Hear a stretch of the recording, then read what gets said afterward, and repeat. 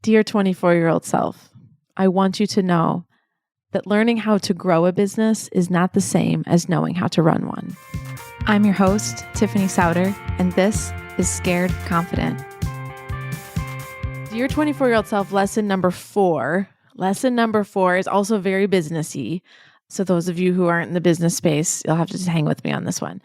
So lesson number 4 is knowing how to grow a business is not the same as knowing how to run one. So like all lessons in life, I joke, I live life like a game of bumper cars, but like all lessons in life, I learned this one the hard way. And I really got a lot of excitement and accolades and adrenaline from growing Element 3, from the top line, selling new clients, getting new people in here. And a lot of people were clapping along the way. It was like, great. We knew how to sell what we were doing. But what I started to realize and didn't have the foresight or maturity to be able to see is that on the backside of that growth was making sure that we had the operational stability and infrastructure and maturity to be able to handle all that growth. Because all you were going to have to do was be able to do what you did harder and faster. And the truth of the matter is that we were not ready for that. And along the way, like maybe 5 years ago, almost lost the agency because we were so focused on growth and we were not investing enough in training, in resourcing, financially, and supporting the people that were working in the business every single day doing the work that we were doing.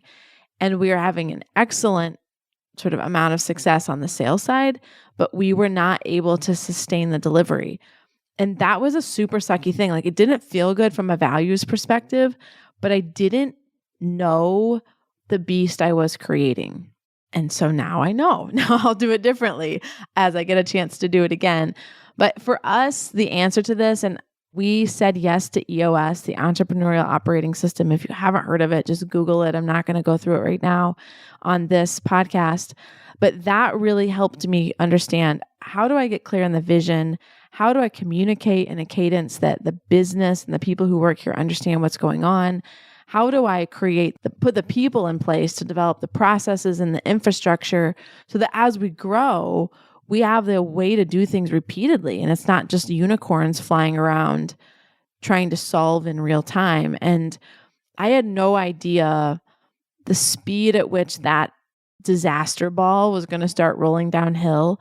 And by the grace of God and some amazing people that came alongside me and this agency, we had a chance to really start fresh. And that doesn't mean that we lost every client. That doesn't mean that, we lost every employee, but we got a chance to really build the infrastructure properly so that as we move back into intentional growth mode, we have a high degree of confidence, not just in our ability to be able to increase the top line, but in the ability to make sure that we're not outgrowing the rate at which we can support really consistent delivery. And I think when you look at Inc. 5000s, when you look at these Fast 25, when you look at all of these accolades in business, it often is off of revenue growth. And that can become a really intoxicating thing to a young entrepreneur who's dying for attention, which is what I was. And it almost got away from me. And I think the warning I would heed young entrepreneurs, young leaders, is to make sure you likely have a lot of investor pressure. You likely have a lot of just internal pressure and social pressure to make sure that you're growing quickly. And it can seem sexy, but make sure that you have somebody beside you that knows how to run a business, because it's not just about growing it. So I sort of learning these things across 2 different decades.